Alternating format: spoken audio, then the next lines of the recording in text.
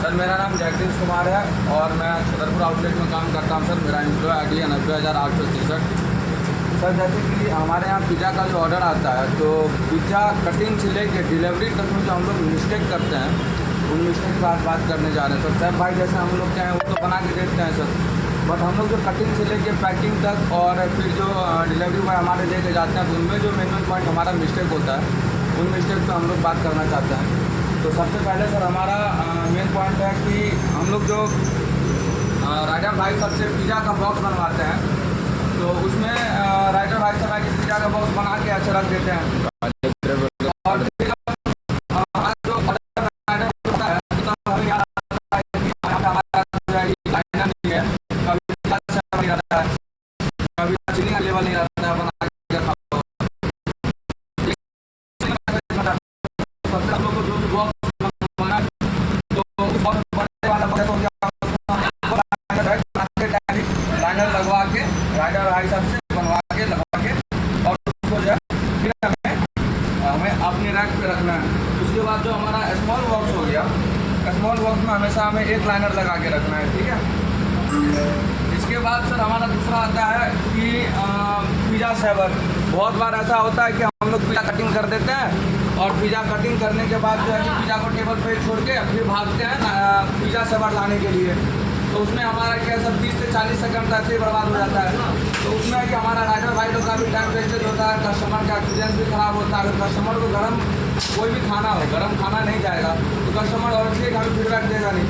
तो सबसे पहली बात ये भी हमारा मेन पॉइंट है कि पिज़्ज़ा सेवर हमेशा 2 से 3 पैकेट हमारा अवेलेबल यहाँ पर होना चाहिए।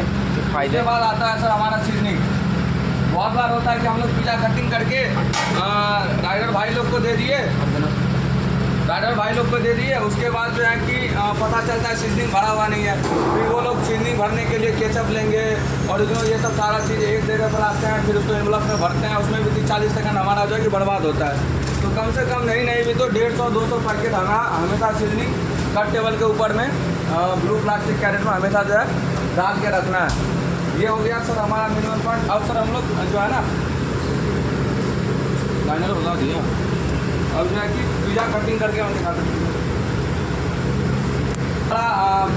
लाइनर हो गया, अगर बॉक्स में लाइनर नहीं अवेलेबल होता है, लाइनर नहीं देते हैं, कितना बार होता है कि लाइनर अवेलेबल नहीं होता है और राइडर भाई लोग को पिज़्ज़ा से बिना लाइनर का ही काट के भेज देते हैं। तो इसमें हमारा ये होता है सर कि जैसे अगर बिना लाइनर का हम लोग पिज़्ज़ा इसमें रखते हैं, देख सकते हैं ये कि फूट है, कार्टून है। तो ये जो है ना सर कि हमारा पिज़्ज़ा का जो होता है मटेरियल वो ऑब्जर्व कर लेता है और पिज़्ज़ा फिर हमारा जो सूखा हुआ और ड्राई लगता है खाने में। अगर यही पिज़्ज़ा हम लोग जो है कि लाइनर देके काटेंगे तो सही तरीके से पिज़्ज़ा जो है हमारे कस्टमर तक पहुँच पाएगा। अब सर मैं पिज़्ज़ा कटिंग करके दिखाता हूँ एक बार। यार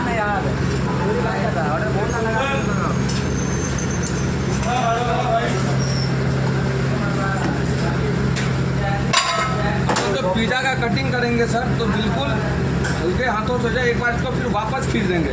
इसमें कि मेरा स्लाइस जो है ना हमारा वो बिल्कुल अलग हो जाएगा, ताकि कस्टमर जो है स्लाइस को अगर तोड़े कभी भी तो कस्टमर कभी भी तोड़ता है तो जो है ना चीज़ हमारा टॉपिंग इधर से उधर हो जाता है। तो स्लाइस जो है बिल्कुल हमारा अलग होना चाहिए, देख सकते हैं सर।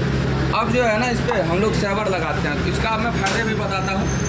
नहीं अवेलेबल रहने पर तो जो नुकसान होता है, जो टाइम वेस्टेज होता है वो तो मैं बता चुका हूँ। अब ये फ़ायदा बताता हूँ, अगर पिज़्ज़ा सेवर हमारा नहीं रहेगा तो हम लोग जो ये ऐसे ज्वाइंट पे लगाते हैं, ये है कि हमारा सारा पीसेज आपस में जुड़ गया है।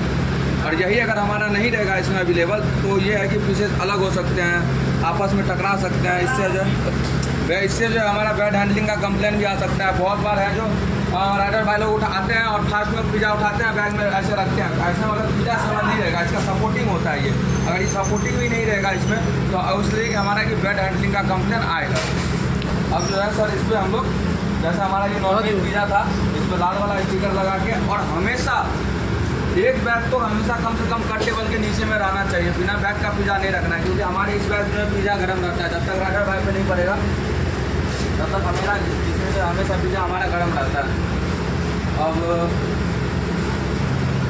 अब की सर मैं जैसे कि सारा प्रोसेस बता चुका हूँ। अब इससे ये होता है एक तो टाइम वेस्टेज भी नहीं होगा, दूसरी बात जो हमारा कस्टमर तक खाना पहुँचता है वो बिल्कुल गर्म पहुँचेगा।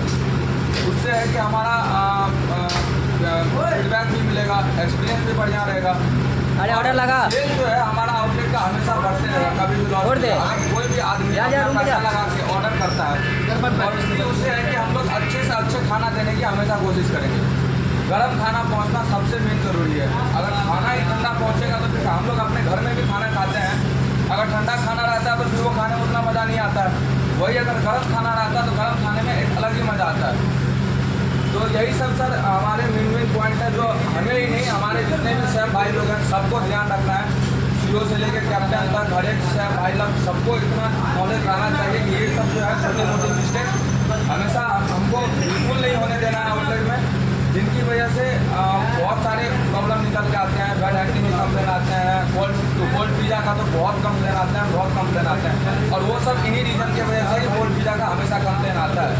इन सब चीज़ों को लग के हमें काम करना है, और आज से जो भी चीज़ हमारा होता है, लाइनर हो गया, पिज़्ज़ा सेवर हो गया, सीजनिंग हो गया, ये सब चीज़ हमेशा कट टेबल पर अवेलेबल होना चाहिए। ये नहीं कि अब मैं पिज़्ज़ा कटिंग कर रहा हूँ, कटिंग करने के बाद मुझे याद आता है कि ना मेरे पास लाइनर है, ना पिज़्ज़ा सर्वर है, ना कोई चीज़ है। ये सब चीज़ हमें पहले ध्यान में रखना है और उस हिसाब से हमें सारा प्लानिंग करके रोज़ रखना है।